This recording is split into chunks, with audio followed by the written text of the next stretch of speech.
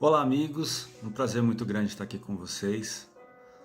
Eu me chamo José Roberto e nós vamos falar sobre um tema muito interessante do Evangelho e eu acho que vai ser muito bom a gente refletir sobre isso. Então eu convido vocês a iniciar esse estudo com uma prece inicial. Elevamos o nosso pensamento ao alto nesse instante, rogando a Jesus que nos ampare, nos auxilie, que esteja conosco, que a espiritualidade amiga, que sempre está conosco, possa participar ao nosso lado desse estudo, dessa reflexão sobre mais uma passagem de Jesus. Que as bênçãos do alto estejam sobre nós e nós saudamos os nossos irmãos espirituais que também nos acompanham. Que assim seja. Muito bem, nosso tema de hoje é Jesus na casa de Zaqueu. Um tema muito interessante porque deixa uma interpretação a se pensar profundamente e nos faz refletir sobre a nossa postura, principalmente para quando a gente analisa o nosso semelhante. Jesus estando a passar por Jericó, ele encontrou, na realidade, um cobrador de impostos, um publicano chamado Zaqueu. Tinha uma curiosidade muito grande de conhecer Jesus. E ele tentou chegar perto de Jesus, e era muito difícil porque ele era baixinho. E a multidão não deixava que ele se aproximasse. E o que ele fez? Subiu numa figueira, e aí ele se tornou visível a Jesus. Como se Jesus já não soubesse que encontraria esse pequeno homem, mas aproveitando a lição, já de antemão preparado pela espiritualidade, né? Jesus tinha esse insight, esse estalo para traduzir, para acompanhar todos os ensinamentos, todas as coisas que aconteciam nas peregrinações dele, para poder trazer ensinamentos para a eternidade a todos nós. Muito bem, e Jesus percebeu então Zaqueu. A multidão toda o cercando, o seguindo, e ele olhou para cima na figueira e viu Zaqueu. Olhou para ele e falou: Zaqueu, desça, é muito importante que eu repouse em tua casa hoje. Dito isso, Zaqueu desceu, se aproximou de Jesus, porque aí houve uma abertura entre todos os que estavam à sua volta, e Zaqueu disse a Jesus: Senhor, é um prazer muito grande de poder recebê-lo em minha casa. Agradeço muito a oportunidade e gostaria de dizer que todos os meus bens eu os dedico, pelo menos metade deles, a todos aqueles pobres que precisam. Também, se alguma pessoa eu prejudiquei no meu trabalho, eu prometo que eu o restituirei 4 vezes mais. E aí toda aquela turba, principalmente os discípulos, disseram: como pode Jesus, um judeu, passar a noite, repousar, ser acolhido na casa de um publicano, um cobrador de impostos? Porque nós sabemos que o cobrador de imposto, na época, era tido como uma pessoa muito ruim, uma pessoa sem escrúpulos, uma pessoa que só pensava em dinheiro. Então ele era muito mal visto. Por isso essa exclamação de todos, essa curiosidade, esse apontamento, né? Até de certa maneira grave. Mas se nós pensarmos bem, e olha que interessante essa lição, ela deixa uma interpretação, e aí depende dos nossos olhos, do nosso sentimento, para que possamos fazer uma análise um pouco mais aprofundada. E o Espiritismo nos traz isso de uma maneira muito interessante. Ao invés de apontarmos, de colocarmos o dedo e dizer, Jesus não estava preocupado em que casa queria, ele queria só ter uma casa para poder repousar. E aí você tem uma outra interpretação, e essa que nós seguimos, né, dentro do Espiritismo, que exalta o amor, que exalta o ensinamento, a oportunidade de poder ensinar. Jesus, ele aproveitou esse momento e a predisposição desse homem, que tinha um interesse muito grande em conhecer Jesus. Quer dizer, ele já tinha dentro de si alguma coisa que o despertava para o cristianismo, para Cristo, para as coisas da alma. E quem melhor poderia servir de exemplo para a grande mudança, senão um cobrador de impostos muito mal visto na época por tudo isso. Mas Jesus nos traz um ensinamento muito interessante. Ele nos permite a todos participarmos da sua obra. Sim. Por quê? Porque todos nós temos nossos defeitos, nossas falhas, temos muitas pendências, momentos difíceis. E se nós não nos dedicarmos, se nós não olharmos toda a beleza do Evangelho e nos colocarmos a postos para poder participar dessa grande obra, desse grande ensinamento que o Evangelho traz sobre a mudança interior, sobre a reforma íntima, que nos parece ser tão trabalhosa, tão dolorida, mas que na realidade é o caminho para o nosso bem-estar físico e espiritual. Então, meus amigos, todas as vezes que nós encontramos alguém ou que nós nos vemos à frente de alguma coisa referente ao aprendizado, alguma coisa referente às obras que nós temos que fazer, e que às vezes nós temos uma vontade muito grande de poder fazer isso ou aquilo, seja dentro da nossa casa, seja do lado de fora, e nos deparamos e nós pensamos, não sou digno disso, não sou digno daquilo. Essa lição vem trazer justamente um ensinamento contrário.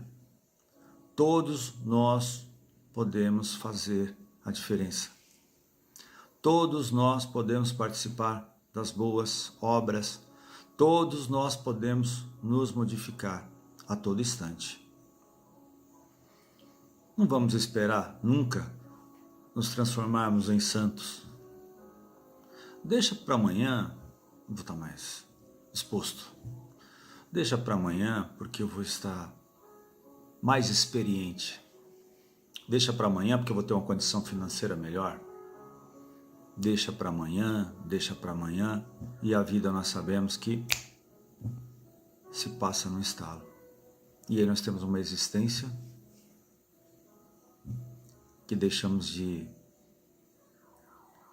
praticar tantas coisas, de aprender tantas coisas, de fazer a diferença na vida das pessoas, porque nós sabemos que a grande felicidade, e Jesus nos mostra isso a todo instante, A grande felicidade que nós procuramos não está nos bens materiais, porque essa felicidade é momentânea, passageira.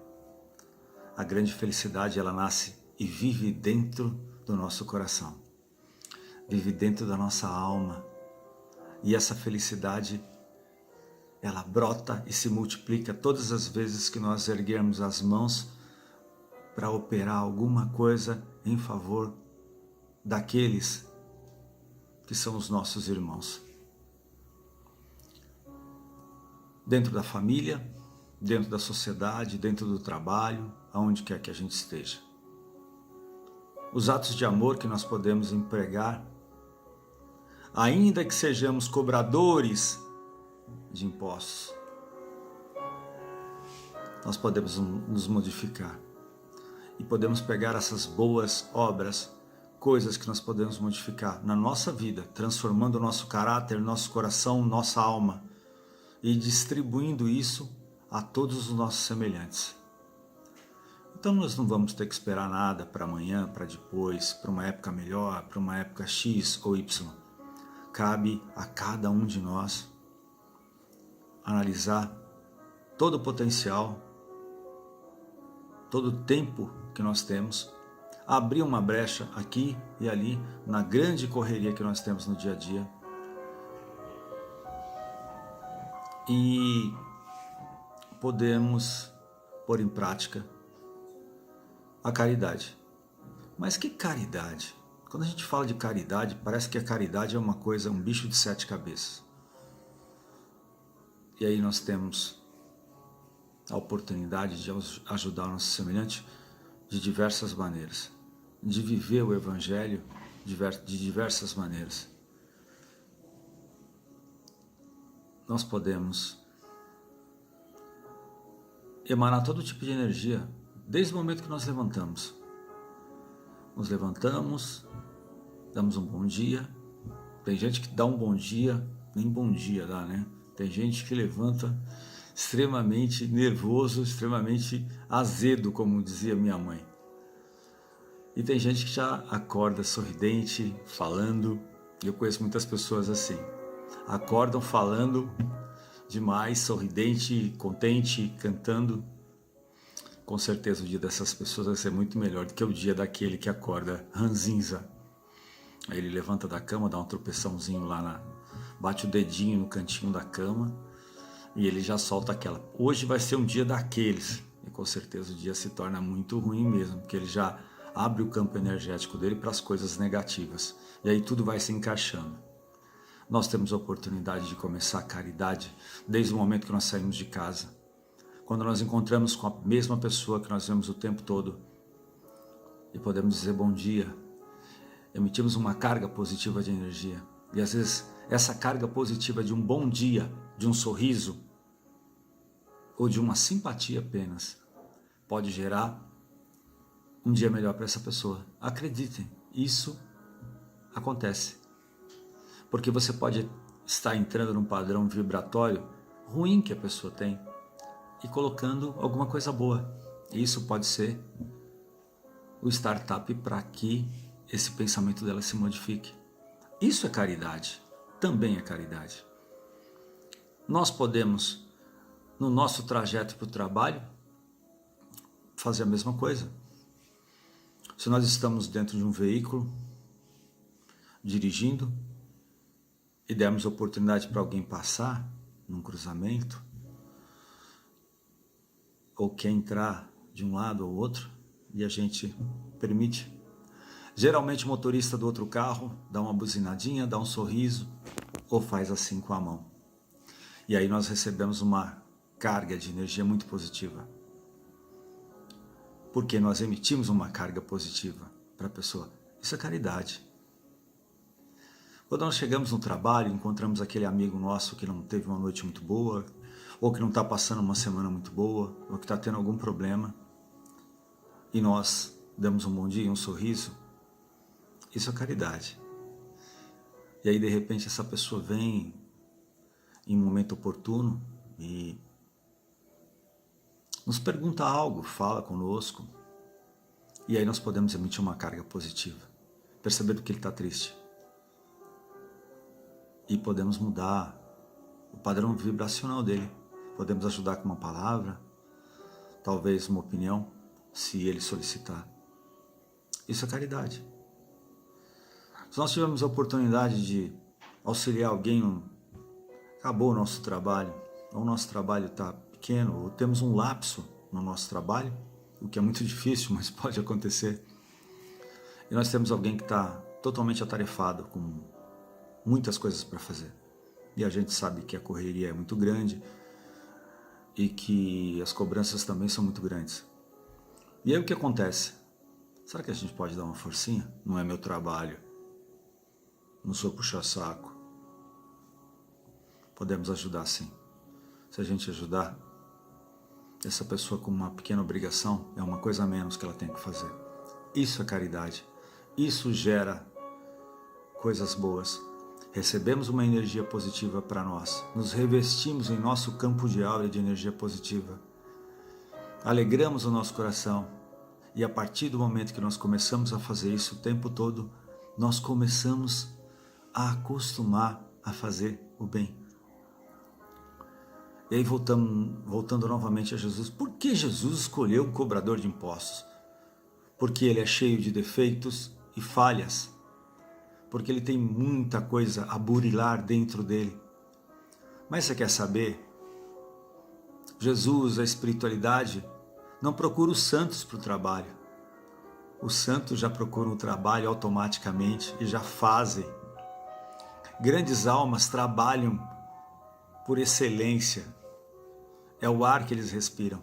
Mas nós ainda, publicanos, nós ainda imperfeitos, Jesus aposta em nós, a espiritualidade aposta em nós, porque nós estamos numa fase de transição, saindo de um estado ruim e temos a ânsia de um estado novo, bom, saudável. Isso começa a nos alimentar e aí nós damos o primeiro passo. Então Jesus escolhe esses soldados comuns, todos nós, cheios de falhas, defeitos, vícios, mas que estamos dia a dia nos esforçando para poder melhorar a nossa condição espiritual.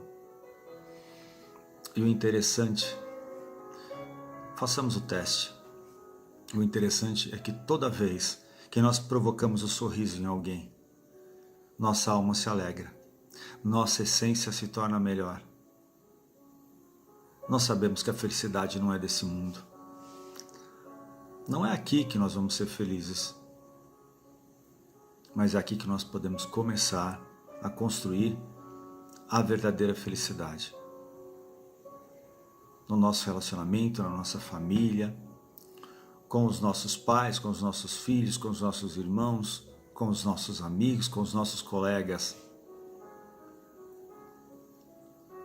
Então é isso que Jesus quis dizer. Pelo menos uma das coisas que Jesus nos coloca de maneira bem interessante para que pudéssemos pensar. Então, vamos refletir sobre isso. Vamos refletir e imaginar que Jesus não escolhe os santos apenas, mas ele escolhe aqueles que estão a caminho, que estão crescendo, que estão tentando se melhorar, que têm a ânsia, que estão cansados do desequilíbrio, do mal, estão cansados de passar a perna aqui, ali e lá, estão cansados de levar vantagem em tudo. E toda vez que nós fizermos isso, provocarmos o sorriso, enxugarmos uma lágrima, nós estaremos criando dentro de nós esse estado de felicidade. É a construção de um estado feliz que começa devagar na nossa vida, começa devagar no nosso hoje. Vamos pensar sobre isso. Vamos fazer um exercício sobre isso. Vamos imaginar toda essa cena que essa passagem de Jesus nos coloca, e vamos começar a refletir e dar o primeiro passo. E depois vamos fazer uma análise sobre isso. Vamos ver como o nosso coração se porta e recebe tudo aquilo que nós fizermos e provocarmos de bom no nosso semelhante. Na realidade, nosso mestre querido, pela genialidade dele, já nos trouxe isso, já resumiu aqueles 10 mandamentos em 2.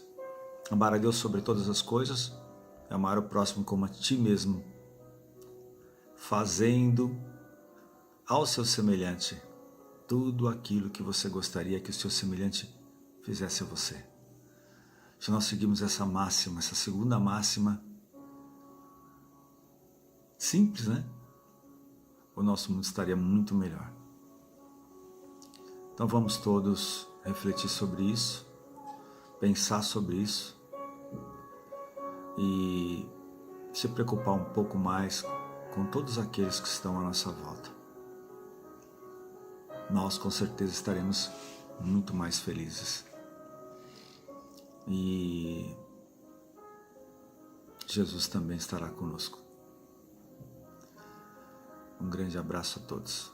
Nós vamos fazer a nossa vibração nesse instante, nos ligando à espiritualidade que nos envolve nos nossos lares, onde nós estivermos agora, unidos nessa corrente de vibração, pedindo a que eles nos amparem, nos protejam. Então nós vamos, nesse instante, com os olhos fechados, o pensamento ao alto, abrir os nossos poros, respirar profundamente, para que possamos receber as energias que vêm do alto através do passe. Sim, receberemos um passe, todos nós. O passe que nos alivia, que nos acalma, que nos melhora. Então vamos lá.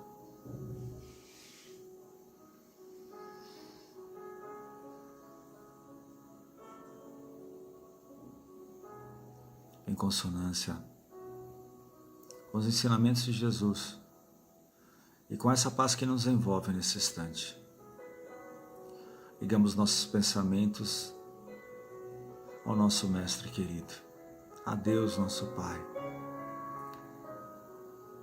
entregando nesse instante todas as nossas dores, nossas dificuldades, nossas angústias, nossas ansiedades, nas mãos do nosso Mestre. E temos a certeza que esse querido irmão maior estará através desses espíritos amigos que sempre estão à nossa volta, derramando suas bênçãos sobre nós, aliviando todas as nossas dores, dificuldades, iluminando nossa alma nesse instante, trabalhando o nosso corpo físico, trabalhando o nosso corpo espiritual. Que as bênçãos do alto possam recair sobre todos nós.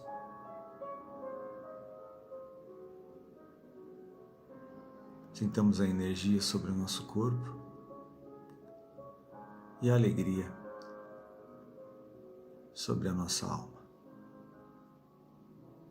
Que assim seja. Gostaria de agradecer a todos a oportunidade e desejar a todos uma excelente noite. Que Jesus nos abençoe, agora e sempre. Que assim seja.